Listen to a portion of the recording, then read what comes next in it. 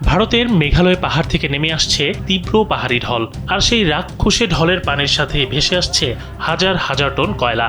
জীবন বাজি রেখে নদীর তীব্র স্রোত উপেক্ষা করে এই কয়লা কুড়াতে মেতে উঠেছেন সুনামগঞ্জের সীমান্ত উপজেলা তাহিরপুরের হাজারো মানুষ।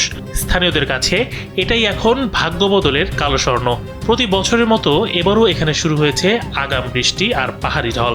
ভারতের মেঘালয় থেকে নেমে আসা ঢলের পানিতে জাদুকাটা, মাহারাম, বৌলাই, রক্তি আর পাটলাই নদীতে এখন প্রবল স্রোত। আর এই স্রোতের সঙ্গেই ওপার থেকে ভেসে আসছে প্রচুর পাহাড়ি কয়লা, যা স্থানীয়ভাবে পরিচিত বাংলা কয়লা নামে। সীমান্ত এলাকার প্রায় 5,000 মানুষ মেতে উঠেছেন এই কয়লা সংগ্রহের উৎসবে। বৃষ্টি বা স্রোতের ভয় কোনো কিছুই দমাতে পারছে না এই জনপদের মানুষদের। প্রকৃতি একদিকে যেমন ঢলের পানি দিয়ে মানুষের জীবনে কষ্ট বয়ে আনে, অন্যদিকে এই তাহিরপুরের মানুষের জন্য তা আশীর্বাদ হয়েও দেখা দেয়।